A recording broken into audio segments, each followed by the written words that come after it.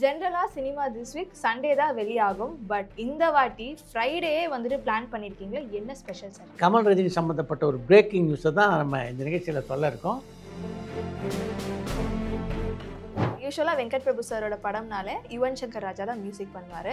But இப்போ சிவகார்த்திகேயன் சாரை வச்சு வெங்கட் பிரபு சார் டைரக்ட் பண்ண போகிற அந்த படத்துக்கு அனிருத் சார் தான் மியூசிக் பண்ண போகிறார். ரமேஷ், சமீப காலமாக அதை பற்றி தான் வலைதளங்கள் எல்லாத்துலேயும் பேசிகிட்டு இருக்காங்க. இது ஒரு முக்கியமான விஷயம் என்னென்னா,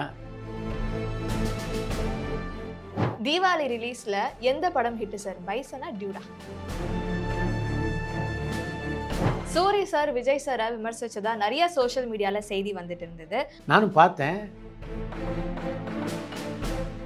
நம்ம திரௌபதி படத்தை இயக்கிய மோகன் அவர் அந்த படத்தை பற்றி ஒரு ட்வீட் போட்டிருந்தார், அழகான ஒரு ஸ்டில்லோட. இது 1000 கோடி ரூபா பாகுபலி மாதிரி வசூல் பண்ண போகிறார். இவர் அதில் சூர்யாவுக்கு பதில் சொல்றார்.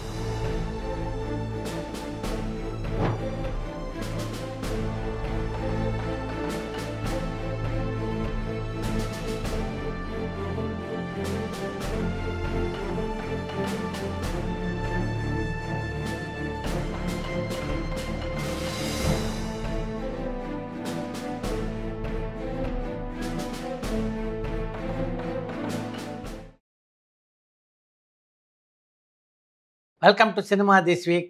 வணக்கம். வணக்கம். ஜென்ரலா சினிமா திஸ் வீக் சண்டே தான் வெளியாகும். பட் இந்த வாட்டி ஃப்ரைடேயே வந்துட்டு பிளான் பண்ணியிருக்கீங்களா? என்ன ஸ்பெஷல் சார்? ஒரு விஷயம் எனக்கு ஹாப்பி என்னென்னா, வெள்ளிக்கிழமை சினிமா திஸ் வரதில் ஏதோ ஸ்பெஷல் இருக்குன்னு அட்லீஸ்ட்டு தெரிஞ்சுக்கிட்டே, அந்த விஷயம் நிஜமாவே ஹாப்பி. இந்த டிவிலலாம் அடிக்கடி நியூஸ் பார்த்துருப்பில்ல, பிரேக்கிங் நியூஸ் அப்படின்னு போடுவாங்க. எதனால் பிரேக்கிங் நியூஸ் போடுறாங்க? அவங்களுக்கு ஒரு இம்பார்ட்டண்ட்டான நியூஸ் கிடச்சிருக்கும். ஸோ வேறு யாராவது சொல்கிறதுக்கு முன்னாடி நம்ம ஃபஸ்ட்டு சொல்லிவிடுவோம் அப்படின்னால பிரேக்கிங் நியூஸ் போடுவாங்க சார். அது மாதிரி கமல் ரஜினி சம்மந்தப்பட்ட ஒரு பிரேக்கிங் நியூஸை தான் நம்ம இந்த நிகழ்ச்சியில் சொல்ல இருக்கோம். அதுக்காக தான் இந்த வெள்ளிக்கிழமை சினிமா ஸ்பெஷல். சார், என்ன பிரேக்கிங் நியூஸ் சார்? அது இப்போயே சொல்லிட்டா எப்படி? நிகழ்ச்சியுடைய கடைசியில் சொல்லுவோம். அதுக்கு முன்னாடி பல விஷயங்கள் பேச வேண்டியிருக்கு. குறிப்பாக டியூட் படத்தில் இளையராஜா இசையை பயன்படுத்தியதை பற்றி. நீதிமன்றத்தில் டியூட் படத்தினுடைய தயாரிப்பாளர் மேலே இளையராஜா வழக்கு தொடுக்கலாம் அப்படின்ற மாதிரி அனுமதி கொடுத்துருக்காங்க. எனக்கு ஒரு விஷயந்தான் நம்முடைய இயக்குநர்லையும் தயாரிப்பாளரையும் பொறுத்த வரைக்கும் புரிய மாட்டேங்குது. சமீப காலமாக பார்த்தா பல திரைப்படங்களில் இளையராஜாவுடைய பாடல்களை பயன்படுத்துகிறாங்க. முன்னெல்லாம் ஒரு 4 வரி பயன்படுத்துவாங்க, 8 வரி பயன்படுத்துவாங்க. இப்போ பல திரைப்படங்களில் 5-6 பாடல்கள். ஒரு படத்துக்கே முன்னெல்லாம் 4 பாட்டு வரும். இப்போ இளையராஜா பாட்டு 5 பாட்டு, யார் மியூசிக் டைரக்டராக இருக்காரோ அவருடைய பாட்டு 2 பாட்டு, அப்படி பல படங்களில் பயன்படுத்துகிறாங்க. இப்படி பயன்படுத்துகிற பல படங்கள் மீது இளையராஜா கேஸ் கொடுத்துருக்காரு. இதே குட் பேட் அக்லிலேயே என்னென்ன பிரச்சனையெல்லாம் அந்த தயாரிப்பாளர் சந்திக்க வேண்டி வந்தது அப்படின்றது மொத்த சினிமா உலகத்துக்கும் தெரியும். அப்படி இருந்தும் என்னதான் பாடலுடைய உரிமையை வைத்து கொண்டிருக்கின்ற இசைத்தட்டு நிறுவனங்கள்கிட்ட அனுமதி வாங்கினாலும் அதை தாண்டி இளையராஜாக்கிட்டையும் அனுமதி பெறணும் அப்படின்றத பல வழக்குகள் நிரூபிச்சிருக்கு. அப்படி இருக்கும்போது ஏன் இளையராஜாக்கிட்ட முறையான அனுமதியை பெற்றுவிட்டு அதுக்கு பின்னால் அவங்க பயன்படுத்த மாட்டேன்றாங்க அப்படின்னு எனக்கு இன்னி வரைக்கும் தெரியல. எனக்கு ஒரு கேள்வி இருக்குது சார். யூஸ்வலாக நீ கேள்வியின் நாயகி தானே. யூஸ்வலாக வெங்கட் பிரபு சாரோட படம்னாலே யுவன் சங்கர் ராஜா தான் மியூசிக் பண்ணுவார். பட் இப்போ சிவகார்த்திகேயன் சாரை வச்சு வெங்கட் பிரபு சார் டைரக்ட் பண்ண போகிற அந்த படத்துக்கு அனிருத் சார் தான் மியூசிக் பண்ண போகிறார். ரமேஷ் சார், சமீப காலமாக அதை பற்றி தான் வலைதளங்கள் எல்லாத்துலேயும் பேசிகிட்டு இருக்காங்க. இது ஒரு முக்கியமான விஷயம் என்னென்னா, அனிருத்தை இன்னும் அந்த படத்துக்காக அதிகாரப்பூர்வமாக ஒப்பந்தம் பண்ணல. ஆனால் அதே சமயத்தில் பேச்சுவார்த்தை நடந்துகிட்டு இருக்குது உண்மை. சத்யஜோதி நிறுவனத்தை பொறுத்த வரைக்கும் அவங்களும் இசையமைப்பாளரை பொறுத்த வரைக்கும் ஒரு மாற்றம் வேணும், இந்த படத்தில் யுவன் சங்கர் ராஜாவை பயன்படுத்துறது இல்லை அப்படின்னு முடிவெடுத்திருக்காங்க. அதே மாதிரி அந்த படத்தினுடைய கதாநாயகன் சிவகார்த்திகேயனும் அனிருத்தும் எந்த அளவு நண்பர்கள் அப்படின்னு தெரியும். அவரும் அந்த படத்துக்கு அனிருத் தான் இசையமைக்கணும்னு விரும்புகிறார். வெங்கட் பிரபு ஒரு தரம் கதையும் சொல்லிட்டார் அனிருத்துக்கு. அதனால் 99% அந்த படத்துக்கு அனிருத் இசையமைப்பிற்கு வாய்ப்பு இருக்குது. இந்த சமயத்தில் அந்த படத்துடைய படப்பிடிப்பு எப்போ தொடங்க போகுது அப்படின்ற விஷயத்தையும் நம்முடைய ரசிகர்களுக்கு சொல்லிவிடுவோம். ஏன்னா அக்டோபரில் தொடங்கும், நவம்பரில் தொடங்கும் அப்படின்லாம் சொல்லிட்டு இருந்தாங்க. இப்போ இறுதியாக அந்த படத்துடைய படப்பிடிப்பு எப்போ தொடங்க இருக்குன்னா ஜனவரி மாதம் பொங்கலுக்கு அப்புறம். பராசக்தி படம் வெளியாகி முக்கியமாக என்னென்னா இந்த 2 மாதத்துலேயே அவருடைய படப்பிடிப்பெல்லாம் முடிஞ்சிருது. இதுக்கு முன்னாடி என்ன சொல்லியிருக்கார் வெங்கட் பிரபுட்டார்னா, இந்த சிபி சக்கரவர்த்தி டைரக்ட் பண்ணுற படம் இருக்குல்ல, அந்த படத்தை பெரும்பகுதி நான் முடிச்சிடுவேன் டிசம்பருக்குள்ளே. முடிச்சுன்னா ஜனவரி மாதம் பொங்கலுக்கு அப்புறம் உங்களோட ஜாயின் பண்ணிடுறேன், கண்டினியூஸாக அந்த படத்தை முடிச்சிடலாம் அப்படின்னு வெங்கட் பிரபு சொல்லியிருக்காரு. இதில் என்ன கோளாறுனா, சிபி சக்கரவர்த்தியுடைய படம் இன்னும் ஸ்டார்ட் ஆகலை, தள்ளி போயிட்டுருக்கு. இப்போ அதுக்கு எல்லா விஷயங்களும் செட் ஆகிடுச்சு அப்படின்னு நினைக்கிறேன். எனக்கு தெரிஞ்சு நவம்பர் மாதம் முதல் வாரத்தில் அந்த படத்துடைய படப்பிடிப்பு ஸ்டார்ட் ஆகிறதுக்கே கூட வாய்ப்பு இருக்குது. அப்படி நடந்ததுன்னா இந்த படம் முடிவடைகின்ற கட்டத்தில் வெங்கட் பிரபுடைய இயக்கத்தில் அந்த படம் தொடங்கும் அப்படின்னு நினைக்கிறேன். கதையை எழுதி முடிச்சிட்டிங்களா அப்படின்னு வெங்கட் பிரபுட்ட கேட்டேன். ஃபுல் ஸ்கிரிப்ட் ரெடி சார், கதாநாயகனுக்கு சொல்லியாச்சு, படத்தை தயாரிக்கிற கம்பெனிக்கு சொல்லியாச்சு, they are all very happy அப்படின்னாரு. வெங்கட் பிரபு பொறுத்த வரைக்கும் எப்போவுமே படப்பிடிப்புக்கு போகிறதுக்கு முன்னாடி ஃபுல்லாக ஸ்கிரிப்டை ரெடி பண்ணுவார். அதனால் ஷூட்டிங் ஸ்டார்ட் ஆச்சுன்னா அதுக்கப்புறம் கட கட கடன்னு படத்தை நடத்தி முடிச்சிடும் அப்படின்றது தான் உண்மை. சிவகார்த்திகேயன் சார் படத்தை பற்றி சொல்லிட்டீங்க. சிம்பு சார் படத்தை பற்றி நீங்கள் சொல்லவே இல்லையா சார்? நான் எல்லா நியூஸையும் கேதர் பண்ணி வரணும். எந்தெந்த நியூஸ் நீ கேட்ப ஒவ்வொன்றா நான் வந்து கிளிப்பில் மாதிரி சொல்லிட்டு இருக்கேன். தீபாவளிக்கு முன்னதாகவே சிம்பு படத்துடைய படப்பிடிப்பு தொடங்கிருக்கணும். ஏன் படப்பிடிப்பு தொடங்கலைன்னு கேட்டால் ஒரு சிலர் ஒரு காரணம் சொல்கிறாங்க. தொடர்ந்து மழை பெஞ்சிட்டு இருக்கிறதுனால ஆரம்பித்தா திரும்ப தடங்கள் வரும். அதனால் இந்த மழையெல்லாம் முடிஞ்சிட்டோம் 4-5 நாள். முடிஞ்சதுக்கு பின்னாடி ஆரம்பிச்சோம்னா கண்டினியூஸாக ஷூட் பண்ணலான்னு முடிவெடுத்திருக்கோம் சார். ஏன்னா இந்த படத்தை பொறுத்த வரைக்கும் டிசம்பர் மாதத்துக்குள்ளே முழுவதுமாக ஏறக்குறைய ஒரு 80-90% இந்த படத்தை முடிச்சிடணும் அப்படின்ற முடிவில் வெற்றிமாறன் இருக்கார். இன்னொரு கோலும் ஃபிக்ஸ் பண்ணியிருக்காரு. யூஸ்வலாக வெற்றிமாறன் படத்தை முடிச்சுட்டு படம் தயாரானதுக்கு பின்னால் தான் எப்போ ரிலீஸ் பண்ணலாம் அப்படின்லாம் யோசிப்பார். ஆனால் சிம்பு படத்தை பொறுத்த வரைக்கும் அப்படி கிடையாது. ஒரு ரிலீஸ் டேட் அவர் ஏற்கனவே ஃபிக்ஸ் பண்ணிட்டார். அதை நோக்கி தான் அவர் பயணம் பண்ணுறார் அப்படின்னு சொன்னாங்க. நம்ம யோசித்து பார்க்கும்போது எப்படி பார்த்தாலும் இந்த படம் ஜனவரிக்குள்ளே முடிய வாய்ப்பு இல்லை. அடுத்த பெஸ்ட் டேட் அப்படின்னா ஹாலிடே வந்து ஏப்ரல் தான். ஹாலிடேஸ் எல்லாருக்கும். அதனால் தமிழ் புத்தாண்டு வெளியீடாக இதை கொண்டு வரதுக்கு முயற்சி பண்ணுறாங்க அப்படின்னு நான் நினைக்கிறேன். அதை நோக்கி தான் அந்த மொத்த யூனிட்டும் இப்போ பயணிச்சுக்கிட்டு இருக்காங்க. தீபாவளி ரிலீஸில் எந்த படம் ஹிட்டு சார்? பைசனா டியூடா? ஹிட்டுன்னு பார்த்தா 2 படமும் ஹிட்டு தான். அதாவது ஆரம்பத்தில் டியூடு படத்துக்கு மிகப்பெரிய வசூல் இருந்தது. இந்த பைசனை ஒப்பிட்டு பார்க்கும்போது டியூடு படத்துடைய வசூல் தான் ஆரம்பத்தில் மிகச்சிறப்பாக இருந்தது.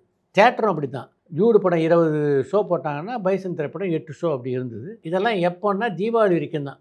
தீபாவளி முடிஞ்ச மறுநாள்லேருந்து பைசன் திரைப்படத்துக்கு அப்படி வரவேற்பு. இது வந்து ஒரு தேட்டரில் 2 தேட்டர் இல்லை, தமிழ்நாடு முழுசும் இதே தான் நிலைமை. சமீபத்தில் நாமக்கல்லில் ஒரு தேட்டர் ஓனர்கிட்டேருந்து பேசிகிட்டு இருந்தேன் நான்.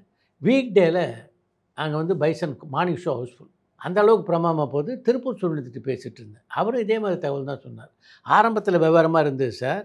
இப்போ பார்த்தீங்கன்னா பைசன் 12 ஸ்க்ரீனில் ஓடுது. இப்போ டியூடு கொஞ்சம் இறங்கியிருக்கு. பைசன் திரைப்படம் எல்லா ஊர்லேயும் டேக் ஆஃப் ஆரம்பிச்சிருக்கு. ஒரு 4 கால் பாய்ச்சலில் பைசன் ஓடிக்கிட்டு இருக்கு அப்படின்னு தான் சொல்லணும். நிஜமாகவே பைசன் திரைப்படத்தினுடைய வெற்றி வந்து தமிழ் சினிமாவில் பல பேர் வரவேற்கிறாங்க, கொண்டாடுறாங்க. அதுக்கு முக்கியமான காரணம் ஒரு நல்ல திரைப்படம், அதாவது நல்ல கதையம்சம் உள்ள ஒரு படம், வெரி வெல் கிராஃப்டட் படம். அந்த மாதிரி படங்களுடைய வெற்றி இருக்கே அது நிஜமாகவே ஒரு ஆரோக்கியமான வெற்றி. யூஸ்வலாக என்னென்னா நல்ல படங்களுக்கு வந்து ஜனங்க போக மாட்டாங்க அப்படின்னு ஒரு மித்து இருக்குது. கமர்ஷியல் படங்களுக்கு தான் ஜனங்க போவாங்க. அப்படிலாம் இல்லாமல் அதையெல்லாம் முறியடித்து இந்த படம் மிகப்பெரிய வெற்றியை நிலைநாட்டியிருக்கிறது ஒரு பெரிய விஷயம். அதே மாதிரி துருவை பொறுத்தவரை அவருடைய கரியர்லேயும் ஒரு மிகப்பெரிய வெற்றியை இந்த படம் கொடுத்துருக்கு. அவருக்கு ஒரு நம்பிக்கையை விதைச்சிருக்கு. அதாவது இதுதான் என் முதல் படம் அப்படின்னு பல பேட்டியில் துருவ சொன்னார்.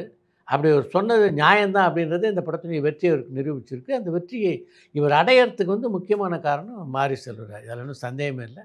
அவ்வளவு அவருடைய உழைப்பு, மாரி செல்வராஜுடைய உழைப்பு தான் இந்த வெற்றியினுடைய அடித்தளம் அப்படின்னே சொல்லலாம். சூரி சார் விஜய் சாரை விமர்சிச்சதா நிறைய சோஷியல் மீடியாவில் செய்தி வந்துட்டு இருந்தது. அதுக்கு சூரி சார் என்ன ரிப்ளை பண்ணியிருந்தானா, ஒரு காலத்திலும் நான் அந்த மாதிரி சொல்லலை, எனக்கும் விஜய் சாருக்கும் ஒரு நல்ல உறவு இருக்குது, அந்த உறவை யாரும் கெடுத்துடாதீங்க அப்படின்னு சொல்லியிருந்தாங்க. இந்த நியூஸை நீங்கள் ட்விட்டர் ஃபேஸ்புக்கில் பார்த்தீங்களா சார்? நானும் பார்த்தேன். பல திரை நட்சத்திரங்கள் பார்த்தா ஒரு காலகட்டம் சொல்லுவாங்க, நான் வந்து ட்விட்டர்லேருந்து விலகிட்டேன், ஃபேஸ்புக்லேருந்து விலகிட்டேன். அப்படிலாம் விலகாமல் இவங்க எல்லாரும் கண்ணும் கருத்துமாக இதை பார்க்கணும் அப்படின்னு நான் சொல்கிறேன். ஏன்னா யார் எந்த நேரத்தை இது மாதிரி வதந்தியை பரப்புவாங்கன்னே தெரியல. இந்த ஃபோட்டோஷாப்பு, இந்த ட்விட்டரு, ஃபேஸ்புக்கெலாம் வந்ததுக்கப்புறம் இவங்க அழகழகாக டிசைன் பண்ண முடியுது. சன் நியூஸ் வெளியிட்ட மாதிரியே செய்தி வெளியிட முடியுது, நியூஸ் 7 வெளியிட்ட மாதிரியே செய்தி வெளியிட முடியுது. இப்படியெல்லாம் நல்லா அழகாக டெம்ப்ளேட்டை க்ரியேட் பண்ணி ஏதோ நியூஸ் வந்த மாதிரியே ஒரு செய்தியை உழவு விட்டுறாங்க. இது யாராவது கவனித்து அதுக்குரிய ரியாக்ஷன் கொடுக்கலன்னா, இப்போ சூரியே அதுக்கு மறுப்பு சொல்லலைன்னா நிறைய பேர் நினச்சிப்பாங்க, உண்மை நினச்சிப்பாங்க. இப்போ அவர் மறுப்பு வெளியிட்டும் கூட இப்போவும் நான் பார்க்குறேன் ட்விட்டரில் பல பேர் சூரிய நல்லா சொன்னீங்க அப்படின்னு சொல்லிட்டு இருக்கிறது வந்துட்டு. இதனால் ஒரு சாரார் அப்படி பண்ணுறதுக்கு வாய்ப்பு இருக்குது. அப்படின்றனால இதை வந்து கண்ணில் எண்ணெய் விட்டுட்டு பார்க்கணும் அப்படின்னு சொல்லுவாங்க முன்னே. அது மாதிரி மிகுந்த எச்சரிக்கையோடு இந்த வலைதளங்களை கண்காணிக்க வேண்டிய பொறுப்பே இப்போ இருக்கின்ற கலைஞர்களுக்கு இருக்குதுன்னு நினைக்கிறேன். இல்லைன்னா சர்வசாதாரணமாக அவங்கள பற்றி இது போன்ற தவறான செய்திகள் மிக வேகத்தில் பரவக்கூடும். இதே மாதிரி தான் இன்னொரு நியூஸ் நான் பார்த்தேன். நம்ம திரௌபதி படத்தை இயக்கிய மோகன்ஜி, அவர் அந்த படத்தை பற்றி ஒரு ட்வீட் போட்டிருந்தார், அழகான ஒரு ஸ்டில்லோட. அதை யாரோ ஒரு ரசிகர் கிண்டல் பண்ணியிருக்கார். இது வந்து 1000 கோடி ரூபா பாகுபலி மாதிரி வசூல் பண்ண போதார். கிண்டல் பண்ணது ரசிகர், சூர்யாவுடைய ரசிகர் அப்படின்னு சொல்கிறாங்க. சூர்யாவுடைய ரசிகராக இருந்தாலும் சூர்யாவுடைய ரசிகருக்கு மோகன்ஜி பதில் சொல்லியிருந்தால் அது சரியாக இருக்கும். அதை தாண்டி இவர் அதில் வந்து சூர்யாவுக்கு வந்து பதில் சொல்கிறார்.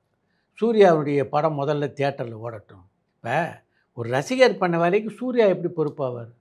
மோகன்ஜியை பொறுத்த வரைக்கும் சினிமாவளத்தில் இவ்வளோ நாள் இருக்கார். அதே சினிமாவளத்தில் தான் சூர்யா அப்படின்ற இன்னொரு முக்கியமான நடிகர் இருக்கார். அவரை இப்படி நீங்கள் அலட்சியமாக விமர்சனம் பண்ணுறது எந்த விதத்தில் சரி?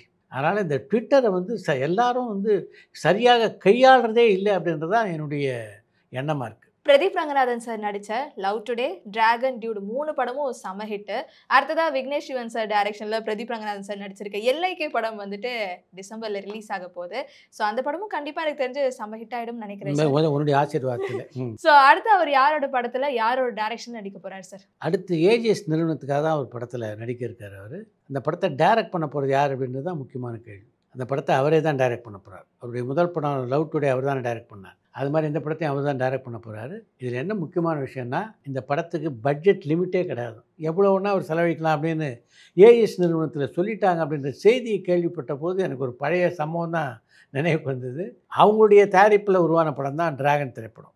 அந்த படத்துக்கு ஒரு பாடல் காட்சியை வெளிநாட்டில் படமாக்கியிருந்தாங்க. அந்த பாடல் காட்சியை வெளிநாட்டில் படமாக்கிறதுக்கு முன்னால் 10 தரம் கேள்வி மேலே கேள்வி கேட்டுக்கிட்டாங்களாம் அவங்க. வெளிநாட்டில் போய் ஷூட் பண்ணலாமா, இந்த படத்துக்கு அந்த செலவு தாங்குமான்ட்டு.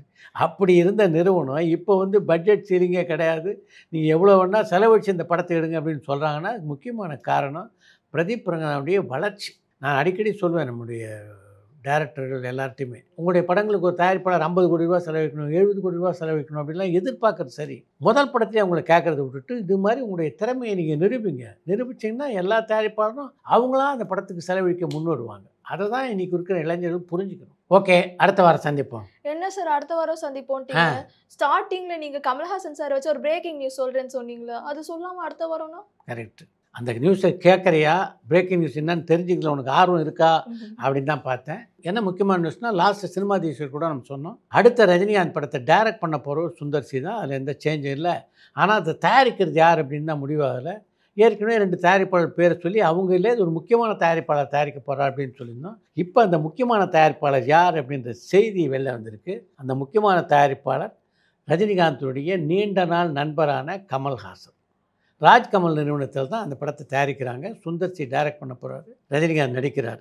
இது என்ன ஒரு முக்கியமான விஷயமா நான் என்ன பார்க்குறேன்னா, இதை தாண்டி திரும்பவும் ராஜ்கமல் நிறுவனத்துக்கு கமல்ஹாசன் ரஜினிகாந்த் சேர்ந்து நடிக்கிற ஒரு படத்துக்கு ரஜினி காட்சி கொடுக்க வாய்ப்பு இருக்கா அப்படின்னு எனக்கு தெரியல. இல்லை அதுக்கு பதிலாக தான் இந்த படத்தை பண்ண போகிறாரோ அப்படின்னு தெரியல. அது போன்ற செய்திகள்லாம் மிக விரைவிலே வரும்னு நினைக்கிறேன். எது எப்படி இருந்த போதிலும் கமல், ரஜினி, சுந்தர் சி கூட்டணி உருவாயிடுச்சு. அந்த செய்தியை முதல்ல ரசிகர்களுக்கு தெரிவிக்கணுன்றதுக்காக தான் இன்றைக்கு வெள்ளிக்கிழமை சினிமா திஸ் வீக். ஓகே, அடுத்த வாரம் சந்திப்போம். நன்றி சார்.